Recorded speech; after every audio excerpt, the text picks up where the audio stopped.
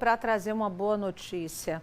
Lei que autoriza o uso da cannabis para fins medicinais em Sergipe é aprovada na Assembleia Legislativa aqui do nosso estado. Eu chamo ao vivo o repórter Lucas Moura. Lucas, eu sei que você está com um especialista na área de saúde, o Maurício Lobo.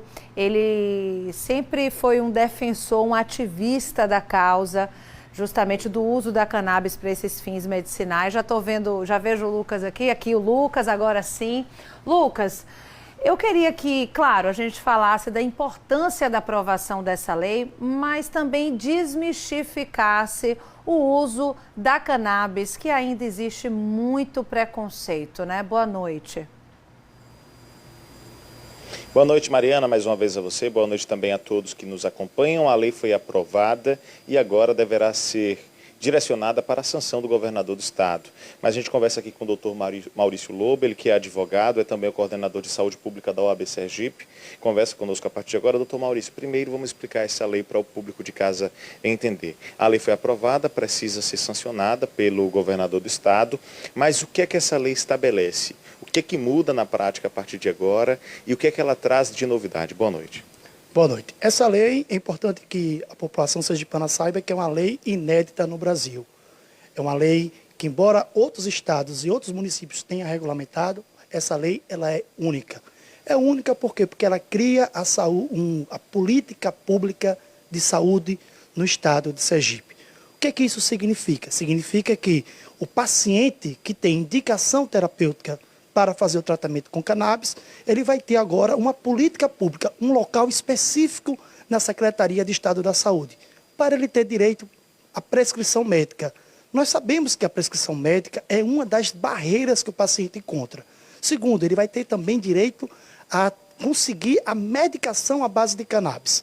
Nós sabemos que a medicação ela tem um custo muito alto, e não é a realidade do povo brasileiro, principalmente para os mais pobres e usuários do SUS.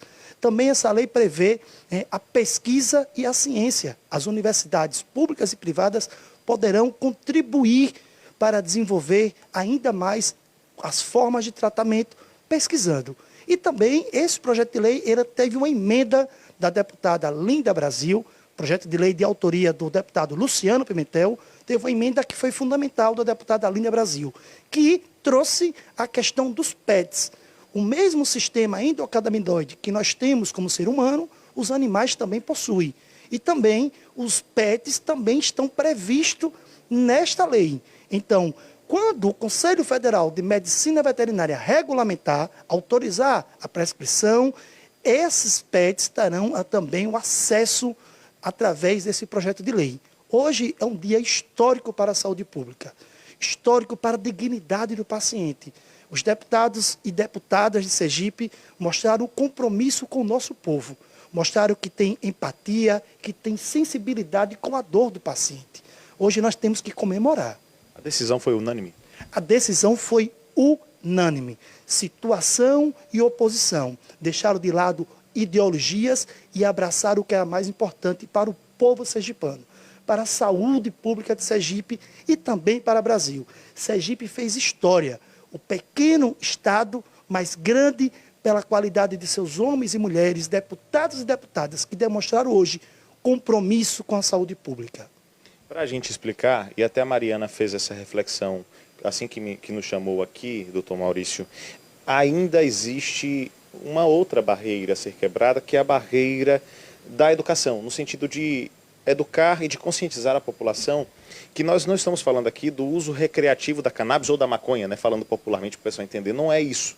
É o uso apenas para finalidade medicinal, né, que é mais do que justo, né, até porque, e está provado isso, porque todos os deputados, como o senhor falou, concordaram em torno da mesma ideia. É para uso medicinal, o que é muito importante clinicamente, né, doutor? Olha, o uso medicinal já está, no mundo inteiro já está posto que é essencial para a saúde. A ONU já disse que a cannabis é essencial para a saúde. É importante que veículos de comunicação como a TV Atalaia preste também esse serviço, e nós agradecemos, de informar as pessoas.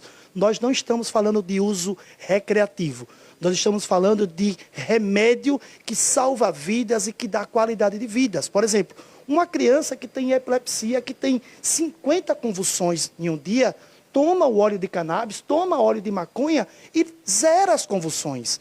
Um paciente oncológico que está fazendo tratamento de quimioterapia, de radioterapia, a cannabis dá qualidade de vida, porque ele consegue dormir bem, ele consegue comer, ele consegue ter um humor melhor. Então, a gente precisa quebrar o preconceito, quebrar o tabu e aceitar que essa planta é uma planta que poderia ser qualquer outra. Mas essa planta, ela traz esse sistema endocannabinoide, né, que já nasceu no nosso corpo. Nós temos esse sistema dentro da gente, tanto no cérebro como no nosso corpo todo. E essa planta é a planta que tem para repor. Então, nós precisamos afastar o tabu, afastar o preconceito. E lembrando que no mundo inteiro a cannabis, essa questão da saúde, está gerando emprego, está gerando renda, mas acima de tudo, está salvando vidas. E isso é que nós, sergipanos e sergipanas, precisamos hoje comemorar. Perfeito. Doutor Maurício, o senhor segue aqui comigo, porque nós vamos voltar ao estúdio. A Mariana Sena quer interagir com a gente. Pois não, Mariana, fique à vontade. É muito importante desmistificar o uso da cannabis, né, Lucas? Porque tem muita gente que pensa que, enfim, é uso recreativo, o que não é. Reforço a fala do Dr. Maurício Lobo, falando sobre os tipos de tratamento, pacientes oncológicos, pessoas com Alzheimer, mas eu vou ainda um pouco mais próximo no sentido de algo não tão grave assim, como a depressão, por exemplo, que se diz que é o mal do século. Também já existe tratamento com a cannabis. Eu queria que ele tirasse essa dúvida.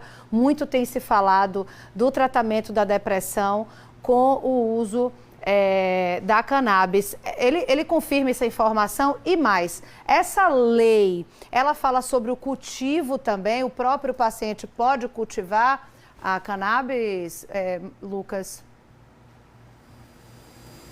Perfeito. Mariana faz dois questionamentos. Primeiro, ela fala sobre a situação da depressão. A cannabis, ela já pode ser utilizada no controle, no combate à depressão? Existem estudos nesse sentido, né? Ela inclusive cita, né, que muitas pessoas entendem a depressão como o mal do século, né? E ela pode ser combatida, a depressão, com o uso da cannabis, se é clinicamente comprovado? Olha, essa semana lá em Natal, né, nós teríamos a Semana do Cérebro, que é criada pela iniciativa do Instituto do Cérebro da Universidade Federal de Natal. A cannabis, ela hoje é uma das substâncias que consegue fazer uma intervenção, né, na depressão, e temos artigos científicos que comprovam que tem resultado. Isso é fundamental. Perfeito. E ela faz um segundo questionamento que diz respeito à questão do cultivo. O próprio paciente que precisa fazer uso da maconha de forma medicinal poderá fazer o cultivo? Como é que vai funcionar essa questão mesmo de produzir, né, a maconha? Essa pergunta é muito boa, muito importante. Primeiro, esse projeto de lei ele não trata do cultivo individual. Esse projeto de lei ele trata do cultivo através de associações e institutos de pesquisa que terão a fiscalização dos órgãos competentes, da Anvisa, né, de todos aqueles órgãos que compõem o Estado. Então, ele não trata ainda do autocultivo, do cultivo doméstico. O cultivo será via associação e via instituto de pesquisa, universidades. Se, por exemplo, para a gente encerrar rapidamente, um grupo se reunir, um grupo ligado à saúde, obviamente, com capacidade técnica para fazer os estudos e as análises, e decidir criar uma associação com esse fim, a lei permite que seja criada? A lei permite que seja criado, né, fomenta que as pessoas se organizem, a sociedade civil, o terceiro setor precisa se organizar, criar associações. Agora, ninguém pode sair plantando maconha dizendo que é cultivo medicinal. O cultivo de associação precisa ter um banco genético, precisa ser um cultivo orgânico, precisa ter boas práticas em laboratório, manual de padrão operacional, né, precisa ter toda uma estrutura para se configurar uma associação. Também não é qualquer associação que vai dizer, eu sou associação. Não. será fiscalizada pelos órgãos de controle, porque a gente está falando uma coisa muito séria, a gente está falando aqui de saúde pública. E aquelas pessoas que forem fazer o cultivo e não estiverem dentro desse padrão, estão cometendo crime contra a saúde pública. E é isso que a gente não concorda, porque o tema aqui é muito sério. A gente está falando aqui em defender vidas, em levar a esperança. E a gente não pode querer que as pessoas venham deturpar, porque hoje é uma conquista histórica para Sergipe. Hoje nós fizemos uma coisa que vai ser para as outras gerações um exemplo, não só para Sergipe, mas para todo o Brasil. Ok, doutor Maurício Lobo, obrigado pela presença e participação. Mariana, volto com você. Agradeço também pelas informações. Tenho muita dúvida ainda para tirar, viu, Lucas, sobre esse tema, mas eu preciso ir para um intervalo, porque